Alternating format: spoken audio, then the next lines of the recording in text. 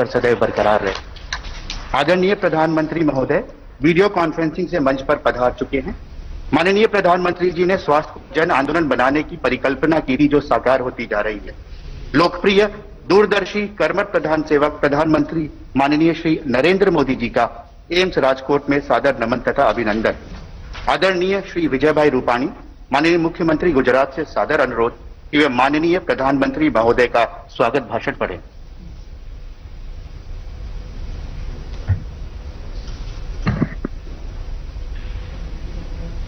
आज के इस कार्यक्रम में उपस्थित भारत के कोटि कोटि जनता के हृदय सम्राट हमारे प्रधानमंत्री आदरणीय नरेंद्र भाई मोदी जी, राज्यपाल गुजरात महोदय आचार्य देवव्रत जी, केंद्रीय स्वास्थ्य मंत्री डॉक्टर हर्षवर्धन जी, श्री अश्विनी कुमार चौबे जी, उप मुख्यमंत्री आदरणीय श्री नितिन भाई, मंचस्थ सब हमारे गुजरात के मंत्री, सांसद, एम्स कमेटी के लोग, भाइयों बहनों, गुजरात की 6.5 करोड़ की जनता की ओर से मैं प्रधानमंत्री जी का बहुत बहुत स्वागत करता हूं। आज का यह दिन गुजरात के लिए खास दिन है। आज आप गुजरात को एम्स जैसे बड़े मेडिकल इंस्टीट्यूट का उपहार देने जा रहे हैं। इसके लिए मैं गुजरात की जनता की ओर से फिर से मैं आपका आभार व्यक्त करता हूं।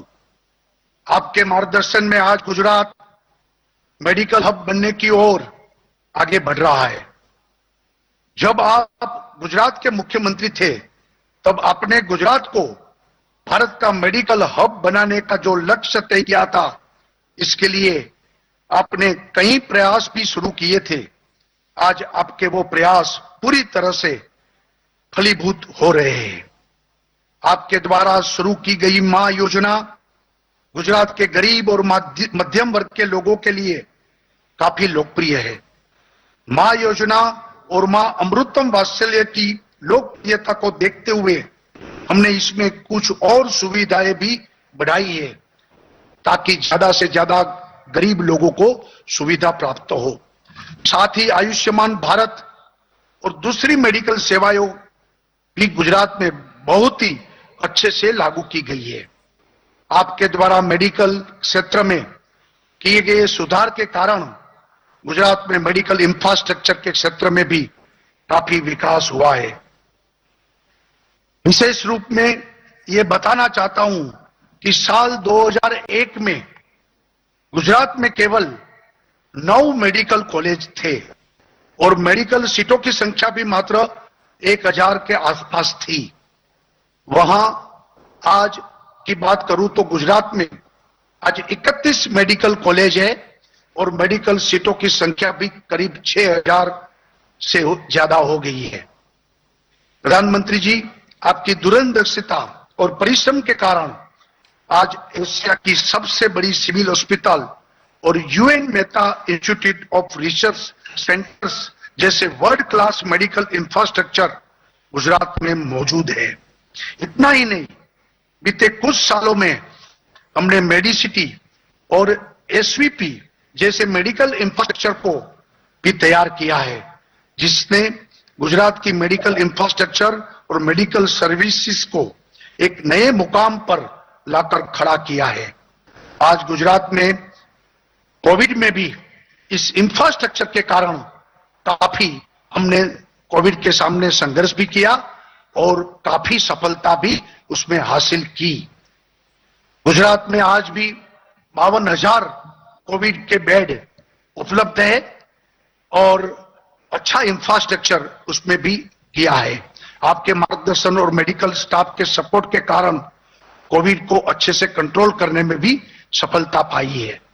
मेडिकल सेक्टर में आज गुजरात एक बड़ी उपलब्धि यानी एम्स को जोड़ने जा रहे हैं। 1200 करोड़ रुपए की लागत से 200 एकड़ में एक विशाल जगह पर बनाया जाने वाला ये एम्स 2 साल में 2022 में शुरू हो जाएगी। इससे यहां मेडिकल टूरिज्म भी बढ़ेगा, साथ साथ नई रोजगार भी, उसको भी अवसर उसमें से पैदा होगा। गुजरात में एम्स की स्थापना पूरे राज्य के लिए गौरव की बात है। मुझे पूरा विश्वास है कि गुजरात को मेडिकल हब बनाने के लिए जिस संकल्प के साथ हम आगे बढ़ रहे हैं, उसमें एम्स इंस्टीट्यूट एक मील का पत्थर साबित होगी। साथ ही मुझे यह भी विश्वास है कि आपके मार्गदर्शन में गुजरात को मेडिकल हब बनाने का लक्ष्य को भी जल्दी से पूरा करेंगे। आपका मैं आभार प्रकट करता हूं। जय हिंद, जय जय गरवी गुजरात।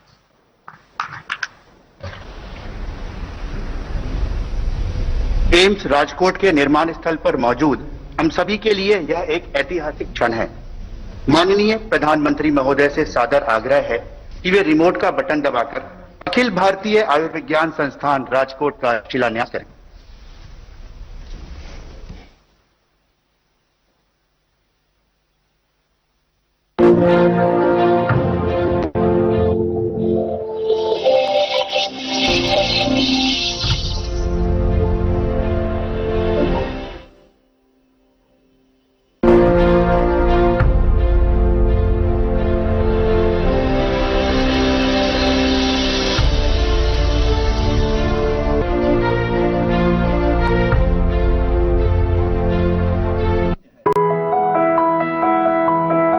क्या है जीवन में हेल्थ और प्रदेश में हेल्थ इंफ्रास्ट्रक्चर का महत्व?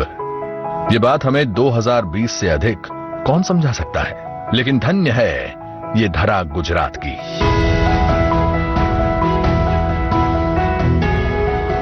जहां दूरदर्शी नेतृत्व ने बहुत पहले ही मेडिकल कॉलेज, मेडिकल इंफ्रास्ट्रक्चर और मेडिकल पॉलिसी की कमियों को पूरा किया।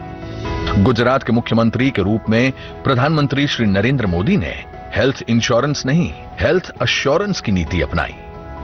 गरीब के निशुल्क इलाज की नई रीति बनाई। स्वास्थ्य को गुजरात की तरक्की की सीढ़ी बनाया। इसीलिए राष्ट्रीय और अंतर्राष्ट्रीय स्तर के संस्थानों के साथ आज गुजरात देश के मेडिकल हब के रूप में उभरा है। न केवल आसपास के राज्यों से बल्कि पड़ोसी देशों के नागरिकों के लिए भी आयुष्मान बना है गुजरात। ऑपरेशन कितना भी जटिल क्यों न हो, गुजरात के पास काबिल डॉक्टर्स की सेना तैयार है। 30 मेडिकल कॉलेजों के साथ, जिसका दिन ब दिन विस्तार भी हो रहा है। मुख्यमंत्री विजय भाई रूपाणी और उप मुख्यमंत्री एवं स्वास्थ्य मंत्री नितिन भाई पटेल के नेतृत्व में कोविड-19 के समय में भी गुजरात ने अपने स्वभाव के अनुसार साहस और क्षमता का परिचय दिया। 735 कोविड अस्पताल, 70,000 बेड्स, 1,700 से अधिक धन्वंतरी रथ, 20 लाख से अधिक लोगों के घर घर टेस्टिंग ड्राइव के साथ गुजरात ने कोरोना पर न केवल काबू पाया, बल्कि गुजरात के हेल्थ मैनेजमेंट की सराहना एम्स, नीति आयोग और WHO ने भी की। मेडिकल के साथ फार्मा और वैक्सीन डेवलपमेंट क्षेत्र का भी विकास हुआ है। यही वजह है जो आज कोरोना वैक्सीन के ट्रायल रन के लिए भी गुजरात का चयन हुआ है।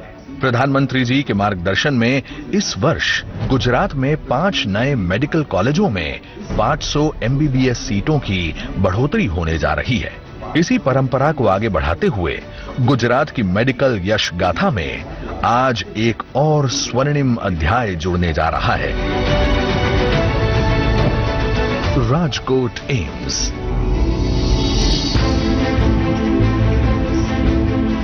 राजकोट से सिर्फ 10 किलोमीटर की दूरी पर खंडेरी गांव में स्थित होगा और इसका निर्माण 201 एकड़ में फैली विशाल भूमि पर 1,195 करोड़ रुपयों की लागत से किया जाएगा। राजकोट एम्स को 4 लेन हाईवे से जोड़ा जाएगा, जिसकी राजकोट एयरपोर्ट से दूरी होगी महज 11 किलोमीटर। चलिए अब डालते हैं राजकोट एम्स पर एक नजर। 750 बेड, MBBS की 125 सीटें, 75 नर्सिंग सीटें और लाइब्रेरी, छात्रों के लिए हॉस्टल ब्लॉक्स, डॉक्टर्स तथा नर्सेस के लिए बनेंगे रेजिडेंस क्वार्टर्स और मरीज के साथ आए व्यक्ति को रहने की सुविधा के लिए भी 250 लोगों की क्षमता की धर्मशाला। इस संस्था में पहली बैच की पढ़ाई दिसंबर के तीसरे सप्ताह से शुरू की जा चुकी है। आरोग्य क्षेत्र में विकास के प्रति प्रधानमंत्री जी की प्रतिबद्धता का ही परिणाम है आयुष्मान भारत जैसी ऐतिहासिक योजनाएं। उनके ही लक्ष्य को जमीन पर उतार रहा है गुजरात।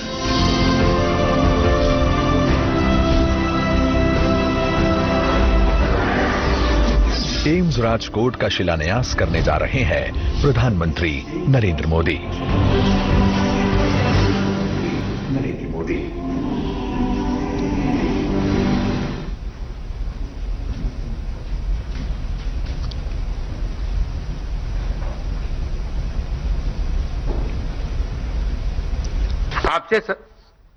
आपसे सादर आग्रह है कि आप सभा को संबोधित करें। नमस्कार।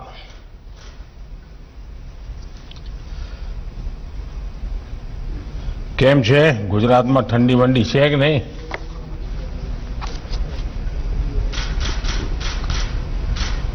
गुजरात के राज्यपाल आचार्य देवव्रत जी,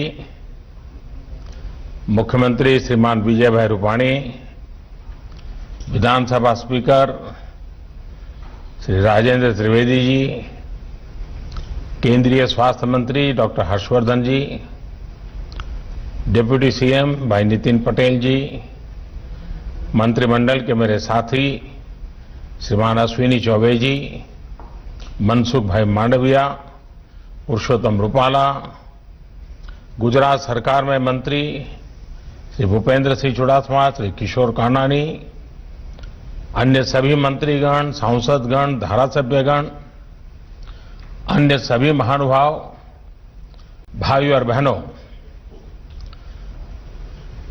नया साल दस्तक दे रहा है।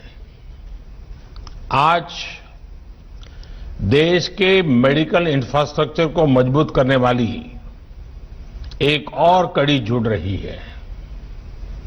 राजकोट में all India institute of medical sciences का शिलान्यास गुजरात के साथ साथ पूरे देश में स्वास्थ्य और मेडिकल एजुकेशन के नेटवर्क को उसके कारण बल मिलेगा।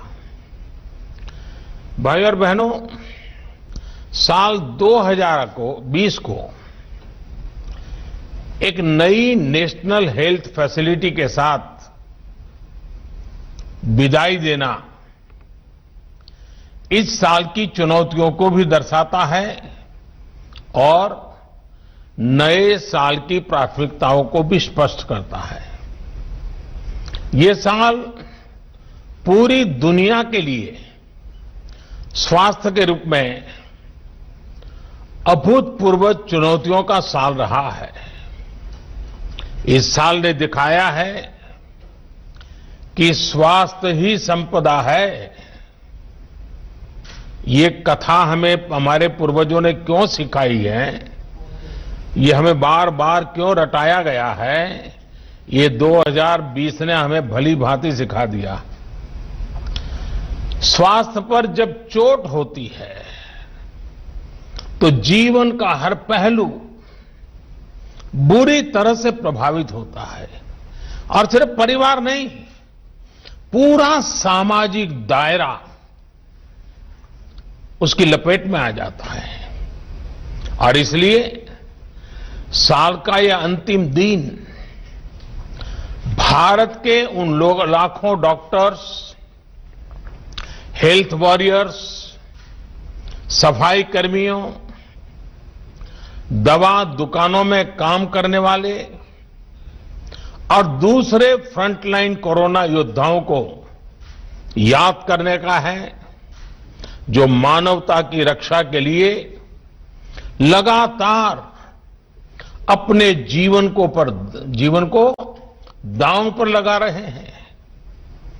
कर्तव्य पथ पर जिन साथियों ने अपना जीवन दे दिया है, मैं आज उन सबको आदरपूर्वक नमन करता हूं। आज देश उन साथियों को उन वैज्ञानिकों को, उन कर्मचारियों को भी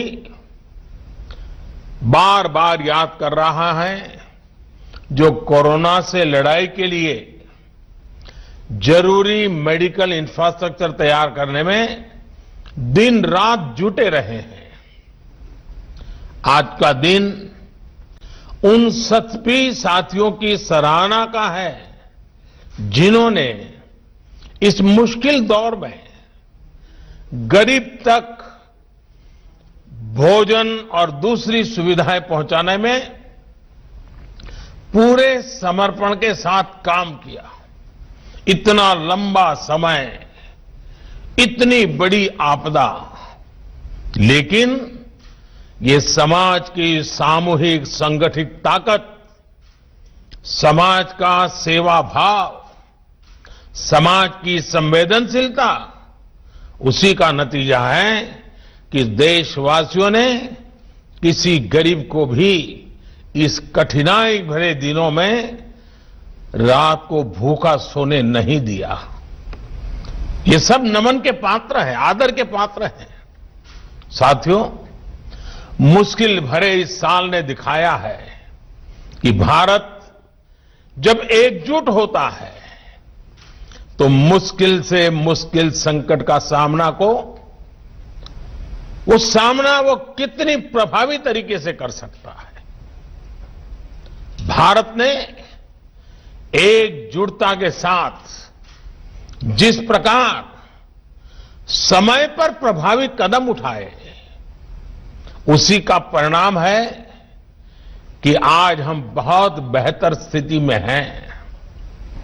जिस देश में 130 करोड़ से ज्यादा लोग हों, घनी आबादी हो, वहां करीब करीब 1 करोड़ लोग इस बीमारी से लड़कर जीत चुके हैं। कोरोना से पीड़ित साथियों को बचाने का भारत का रिकॉर्ड दुनिया से बहुत बेहतर रहा है।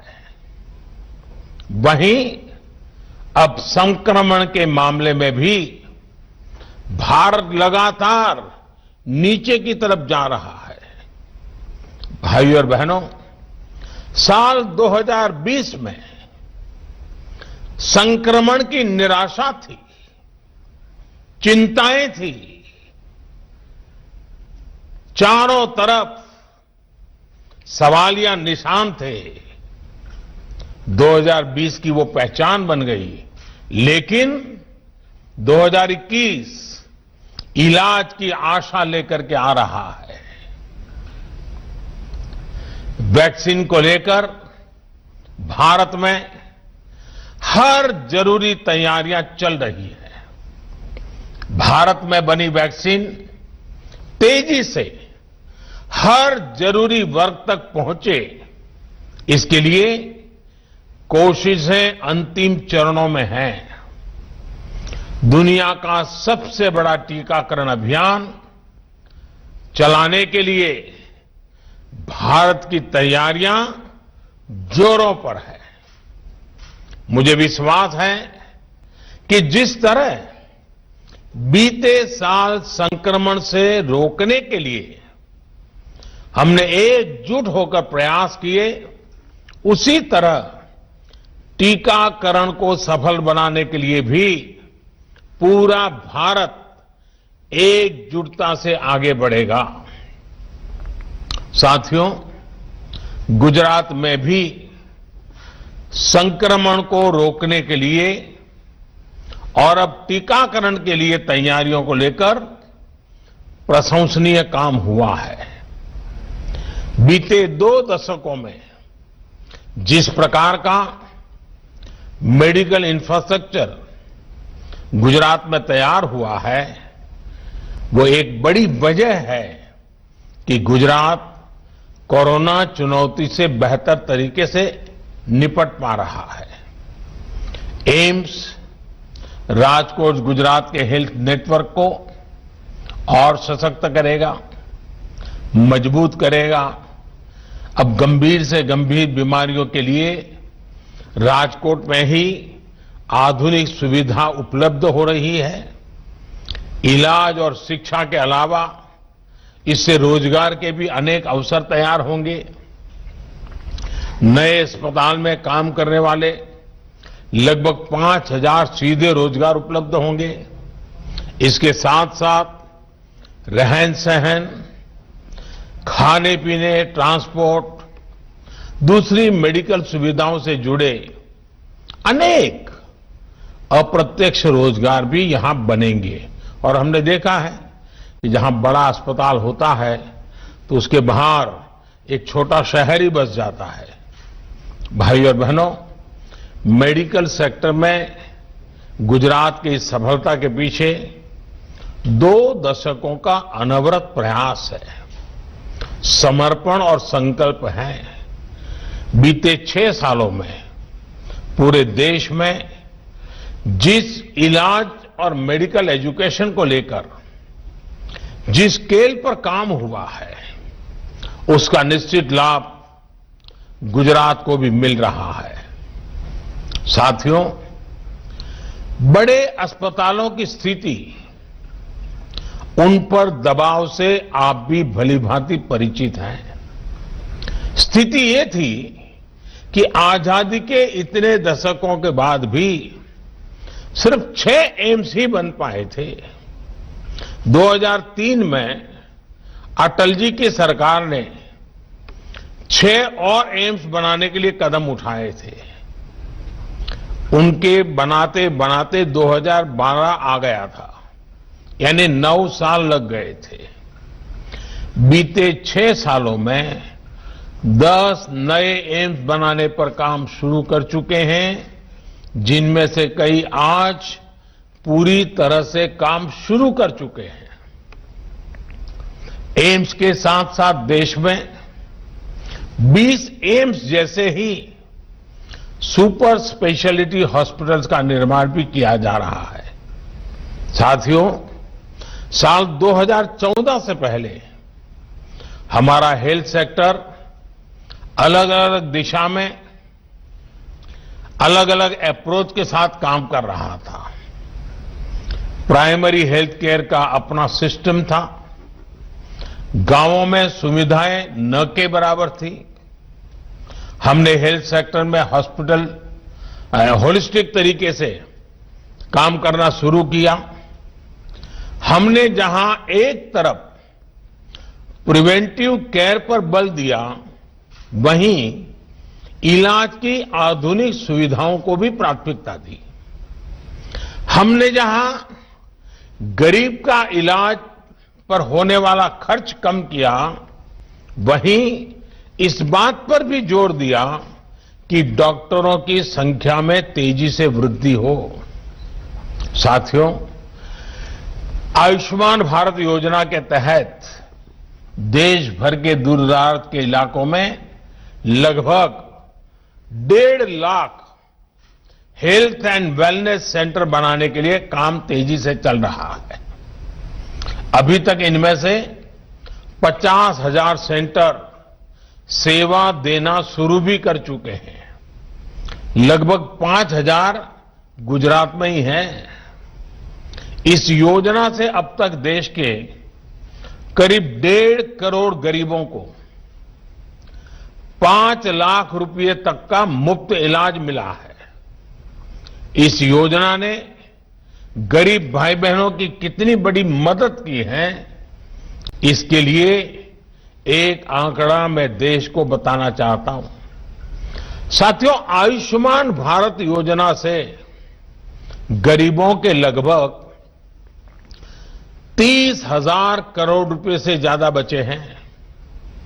30,000 करोड़ रुपए, ये बहुत बड़ा रकम है। आप सोचिए, इस योजना ने गरीबों को कितनी बड़ी आर्थिक चिंता से मुक्त किया है। कैंसर हो, हार्ट की प्रॉब्लम हो, किडनी की परेशानी हो, अनेकों गंभीर बीमारियों का इलाज मेरे देश के गरीबों ने मुफ्त कराया है, और वो भी अच्छी अस्पतालों में। साथियों, बीमारी के दौरान गरीबों का एक और साथी है जन औषधि केंद्र। देश में लगभग 7,000 जन औषधि केंद्र गरीबों को बहुत ही कम कीमत पर दवाइयां उपलब्ध करा रहे हैं। इन जन औषधि केंद्रों पर दवाइयां करीब करीब 90% तक सस्ती होती हैं, यानी 100 रुपए की दवाई 10 रुपए में मिलती है। 3.5 लाख से ज्यादा गरीब मरीज हर रोज इन जन औषधि केंद्रों का लाभ ले रहे हैं, और इन केंद्रों की सस्ती दवाइयों की वजह से गरीबों के हर साल औसतन एवरेज 3600 करोड़ रुपए खर्च होने से बच रहे हैं। आप अंदाजा लगा सकते हैं कि कितनी बड़ी मदद हो रही है। वैसे कुछ लोगों के मन में सवाल उठ सकता है कि आखिर सरकार इलाज का खर्च कम करने, दवाइयों पर होने वाले खर्च को कम करने पर इतना जोर क्यों दे रही है? साथियों, हम में से अधिकांश उसी पृष्ठभूमि से निकले लोग हैं। गरीब और मध्यम वर्ग में इलाज का खर्च हमेशा से बहुत बड़ी चिंता रहा है। जब किसी गरीब को गंभीर बीमारी होती है तो इस बात की संभावना बहुत ज्यादा होती है कि वो अपना इलाज कराए ही नहीं। इलाज के लिए पैसे न होना, घर के अन्य खर्च, अपनी जिम्मेदारियों की चिंता व्यक्ति के व्यवहार में ये बदलाव ला ही देती है। और हमने देखा है, जब गरीब बीमार हो जाता है, पैसे नहीं होते हैं, तो वो क्या करता है? दोहरे धागे की दुनिया में चला जाता है, पूजा पाठ की दुनिया में चला जाता है।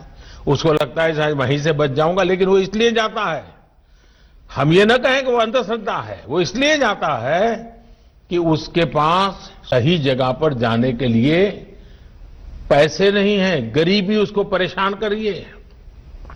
साथियों, हमने ये भी देखा है कि जो व्यवहार पैसे की कमी की वजह से बदल जाता है, वही व्यवहार जब गरीब के पास एक सुरक्षा कवच होता है तो वे एक आत्मविश्वास में बदल जाता है।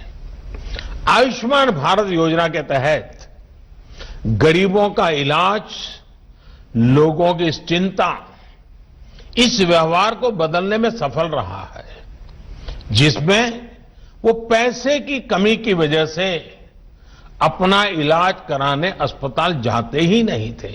और कभी कभी तो मैंने देखा है कि घर के जो बुजुर्ग हैं, ज्यादा बुजुर्ग नहीं, 45-50 साल की आयु, बड़े व्यक्ति, वे इसलिए बीमार दवाई नहीं कराते, वो कहते कर्ज हो जाएगा तो सारा कर्ज बच्चों को देना पड़ेगा और बच्चे बर्बाद हो जाएंगे। बच्चों की जिंदगी बर्बाद न हो, इसलिए कई मां बाप जीवन भर दर्द झेलते हैं और दर्द में ही मरते हैं, क्योंकि कर्ज ना हो, दर्द झेले, लेकिन बच्चों के नसीब में कर्ज ना आए, इसलिए वो ट्रीटमेंट नहीं कराते। खास पर यह भी सही है कि प्राइवेट हॉस्पिटल जाने की तो गरीब पहले कभी सोच ही नहीं पाता था। आयुष्मान भारत के बाद अब यह भी बदल रहा है। साथियों, अपने स्वास्थ्य की सुरक्षा का एहसास, इलाज के लिए पैसे की उतनी चिंता का न होना, इसने समाज की सोच को बदल दिया है और हम इसके नतीजे भी देख रहे हैं। आज हेल्थ और वेलनेस को लेकर एक सतर्कता आई है, गंभीरता आई है। और ये सिर्फ शहरों में हो रहा है ऐसा नहीं है, अब दूसरे देश के गांवों में भी, अब ये दूर सुदूर हमारे देश के गांवों में भी ये जागरूकता हम देख रहे हैं। व्यवहार में परिवर्तन के ऐसे उदाहरण अन्य क्षेत्रों में भी नजर आ रहे हैं। जैसे शौचालयों की उपलब्धता से लोगों को स्वच्छता के लिए और जागरूक किया है। हर घर जल अभियान लोगों को स्वच्छ पानी सुनिश्चित कर रहा है, पानी से होने वाली बीमारियों को कम कर रहा है। रसोई में गैस पहुंचने के बाद न सिर्फ हमारी बहन बेटियों का स्वास्थ्य सुधर रहा है, बल्कि पूरे परिवार में एक सकारात्मकता की सोच आई है। ऐसे ही प्रधानमंत्री सुरक्षित मातृत्व अभियान के गर्भवती महिलाओं को रेगुलर चेक आपके लिए प्रोत्साहित किया है और चेकअप के कारण उनको पहले से गंभीरता की तरफ इंगित कर दिया जाता है। इसका लाभ ये हो रहा है कि गर्भावस्था के दौरान जो कॉम्प्लिकेटेड केसेस होते हैं वो जल्दी पकड़ में आते हैं और उनका समय पर इलाज भी होता है। वहीं प्रधानमंत्री मातृ वंदना योजना के द्वारा ये सुनिश्चित किया जा रहा है कि गर्भवती महिलाओं को पर्याप्त पोषण मिले, देखभाल मिले। पोषण अभियान ने भी उनमें जागरूकता बढ़ाई है। इन सारे प्रयासों का एक बहुत बड़ा लाभ ये मिला है कि देश में मैटरनल मोर्टेलिटी रेट, माता मृत्यु दर पहले के मुकाबले काफी कम हो रहा है। साथियों, सिर्फ आउटकम परिणाम पर ही फोकस करना काफी नहीं होता है। इम्पैक्ट महत्वपूर्ण है, लेकिन इम्प्लीमेंटेशन भी उतना ही महत्वपूर्ण है। और इसलिए मैं समझता हूं कि व्यवहार में व्यापक परिवर्तन लाने के लिए हमें सबसे पहले प्रोसेस, प्रक्रिया में सुधार करना आवश्यक होता है। बीते वर्षों में देश ने इस पर बहुत जोर दिया गया है। इसका नतीजा यह है, हम देख रहे हैं कि देश के हेल्थ सेक्टर में जहां जमीनी स्तर पर बदलाव आ रहा है और लोगों को जो सबसे बड़ी चीज मिली है वो है एक्सेस, स्वास्थ्य सुविधाओं तक उनकी पहुंच। और मैं स्वास्थ्य और शिक्षा के एक्सपर्ट से आज ये भी आग्रह करूंगा कि वो सरकार की इन योजनाओं का बेटियों की एजुकेशन पर जो प्रभाव पड़ा है उसका जरूर अध्ययन करें। ये योजनाएं, ये जागरूकता एक बड़ी वजह है जो स्कूलों में बेटियों की ड्रॉप आउट रेट में कमी ला रही है। साथियों, देश में मेडिकल एजुकेशन को बढ़ावा देने के लिए भी मिशन मोड पर काम चल रहा है। मेडिकल एजुकेशन की मैनेजमेंट में जुड़ी समस्याओं में रिफॉर्म्स किए, पारंपरिक भारतीय चिकित्सा से जुड़ी शिक्षा में भी जरूरी रिफॉर्म्स किए। नेशनल मेडिकल कमीशन बनने के बाद हेल्थ एजुकेशन में क्वालिटी भी बेहतर होगी और क्वांटिटी को लेकर भी प्रगति होगी। ग्रेजुएट्स के लिए नेशनल एग्जिट टेस्ट, उसके साथ साथ 2 साल का पोस्ट एमबीबीएस डिप्लोमा हो या फिर पोस्ट ग्रेजुएट डॉक्टर के लिए डिस्ट्रिक्ट रेसिडेंसी स्कीम हो, ऐसे नए कदमों से जरूरत और गुणवत्ता दोनों स्तर पर काम किया जा रहा है। साथियों, लक्ष्य ये है कि हर राज्य तक एम्स पहुंचे और हर 3 लोकसभा क्षेत्र के बीच में एक मेडिकल कॉलेज जरूर हो। इन्हीं प्रयासों का परिणाम है कि बीते 6 साल में एमबीबीएस के 31,000 नई सीटें और पोस्ट ग्रेजुएट में 24,000 नई सीटें बढ़ाई गई है। साथियों, हेल्थ सेक्टर में भारत जमीनी स्तर पर बड़े परिवर्तन की ओर बढ़ रहा है। अगर 2020 हेल्थ चैलेंजेस का साल था, तो 2021 हेल्थ सॉल्यूशंस का साल होने वाला है। 2021 में विश्व स्वास्थ्य को लेकर से और ज्यादा जागरूक होकर समाधानों की तरफ बढ़ेगा। भारत ने भी जिस तरह 2020 में हेल्थ चैलेंजेस में से निपटने में अपना योगदान दिया है, वो दुनिया ने देखा है। मैंने शुरू में इनका जिक्र भी किया है। साथियों, भारत के ये योगदान 2021 में हेल्थ सॉल्यूशंस के लिए, सॉल्यूशंस के स्केलिंग के लिए महत्वपूर्ण होने वाला है। भारत फ्यूचर ऑफ हेल्थ और हेल्थ ऑफ फ्यूचर दोनों में ही सबसे महत्वपूर्ण रोल निभाने जा रहा है। जहां दुनिया को कॉम्पिटेंट मेडिकल प्रोफेशनल्स भी मिलेंगे, उनका सेवा भाव भी मिलेगा।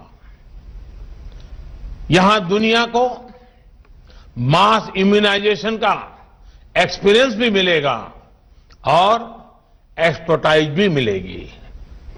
यहां दुनिया को हेल्थ सॉल्यूशंस और टेक्नोलॉजी को इंटीग्रेट करने वाले स्टार्टअप्स और स्टार्टअप इकोसिस्टम भी मिलेगा।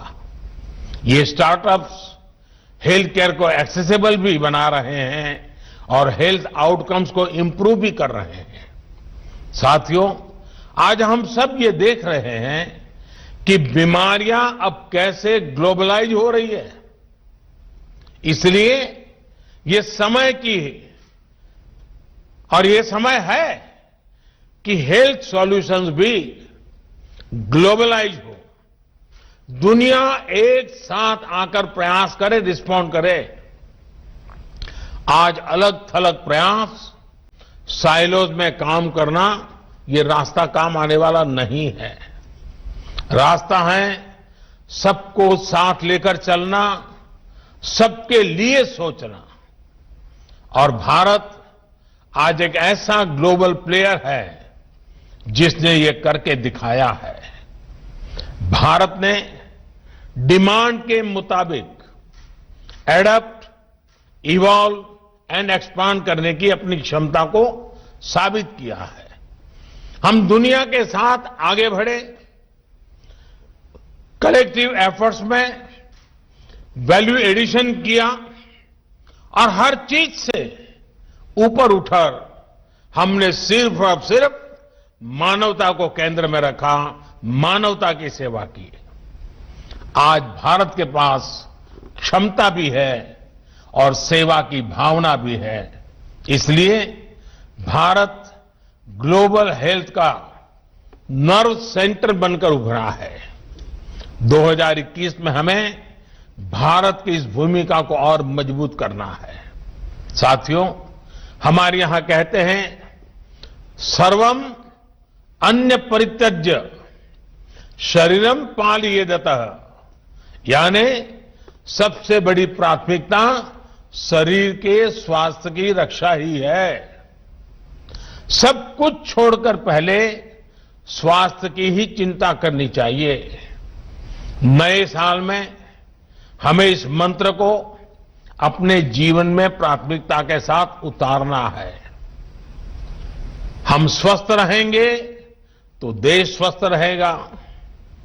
और हम ये भी जाने, जो फिट इंडिया मूवमेंट चल रहा है वो सिर्फ नौजवानों के लिए ऐसा नहीं है। हर उम्र के लोग ये फिट इंडिया मूवमेंट से जुड़ने चाहिए। और ये मौसम भी फिट इंडिया के अपने मूवमेंट को गति देने के लिए बहुत अच्छा है। कोई परिवार ऐसा ना हो, चाहे योग की बात हो, चाहे फिट इंडिया की बात हो, हमें अपने आप को स्वस्थ रखना ही होगा। बीमार होने के बाद जो परेशानियां होती हैं, स्वस्थ रखने के लिए उतने प्रयत्न नहीं करने पड़ते हैं। और इसलिए फिट इंडिया, इस बात को हम हमेशा याद रखें, अपने आप को फिट रखें, अपने देश को फिट रखें, ये भी हम लोगों का कर्तव्य है। राजकोट के मेरे प्यारे भाइयों बहनों, गुजरात के मेरे प्यारे भाइयों बहनों, ये बात न भूलें कि कोरोना संक्रमण घट जरूर रहा है, लेकिन ये ऐसा वायरस है जो तेजी से फिर चपेट में ले लेता है। इसलिए 2 गज की दूरी, मास्क और सैनिटेशन के मामले में ढील बिल्कुल नहीं देनी है। नया साल हम सभी के लिए बहुत खुशियां लेकर के आए। आपके लिए और देश के लिए नया साल मंगल हो।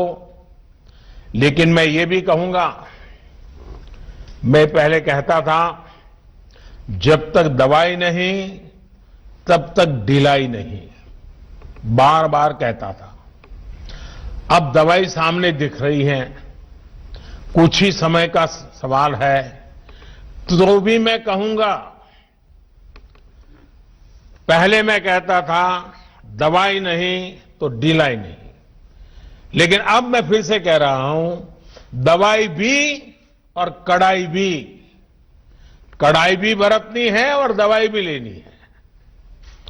दवाई आ गई तो सब छूट मिल गई, ये भ्रम में मत रहना। दुनिया यही कहती है, वैज्ञानिक यही कहते हैं। और इसलिए अब मंत्र रहेगा हमारा 2021 का, दवाई भी और कड़ाई भी। दूसरी एक बात, हमारे देश में अफवाहों का बाजार जरा तेज रहता है। भांति भांति के लोग अपने निजी स्वार्थ के लिए, कभी गैर जिम्मेदार व्यवहार के लिए भांति भांति अफवाहें फैलाते हैं। हो सकता है जब वैक्सीन का काम प्रारंभ हो तो भी अफवाहों का बाजार भी उतना ही तेज चलेगा। किसी को बुरा दिखाने के लिए सामान्य मानव का कितना नुकसान हो रहा है, इसकी परवाह किए बिना न जाने अनगिनत काल्पनिक झूठ फैलाए जाएंगे। कुछ मात्रा में तो शुरू भी हो चुके हैं। और भोले भाले गरीब लोग या कुछ बदइरादे से काम करने वाले लोग बड़े कन्विक्शन के साथ इसको फैलाते हैं। मेरा देशवासियों से आग्रह होगा कि कोरोना के खिलाफ एक अनजान दुश्मन के खिलाफ लड़ाई है। अफवाहों के बाजार गर्म न होने दें। हम भी सोशल मीडिया में कुछ भी देखा बिना फॉरवर्ड न करें। हम भी एक जिम्मेवार नागरिक के रूप में आने वाले दिनों में देश के अंदर स्वास्थ्य का जो अभियान चलेगा, हम सब अपनी तरफ से योगदान दें, हम सब अपनी तरफ से जिम्मेवारी उठाएं और जिन लोगों के लिए पहले ये बात पहुंचानी है उनमें हम पूरी मदद करें। जैसे ही वैक्सीन का मामला आगे बढ़ेगा, देशवासियों को समय पर उसकी सूचना मिलेगी। मैं फिर से एक बार 2021 के लिए आप सबको बहुत बहुत शुभकामनाएं देता हूं। અને રાજકોટના મારા ભાઈઓ બહેનોને આજે ઘણા સમય મને ફરી દર્શન કરવાનો મોકો મળ્યો છે। ખાસી મોટી સંખ્યામાં આપના બધાના દર્શન થઈ રહ્યા છે, આપના આશીર્વાદ મળી રહ્યા છે। મારા માટે દુઃખની પણ ઘડી છે, કારણ કે મારા એક અચ્છા મિત્ર ભાઈ અભય ભારદ્વાજ, એમને અમે ગુમાવી દીધા, કોરોનાને કારણે ગુમાવી દીધા। આજે જ્યારે રાજકોટવાસીઓની વચ્ચે આવ્યો છું ત્યારે ભાઈ અભયનું સ્મરણ થવું બહુ સ્વાભાવિક છે। હું એમને આદરપૂર્વક શ્રદ્ધાંજલિ પણ આપું છું અને ફરી એકવાર રાજકોટવાસીઓને, ગુજરાતવાસીઓના, એમ્સ ગુજરાતના કોને કોનાના લોકો માટે છે, સૌ ગુજરાતવાસીઓને એમ્સ માટે અનેક અનેક શુભકામનાઓ, નવા વર્ષની ખૂબ ખૂબ શુભકામનાઓ। ધન્યવાદ।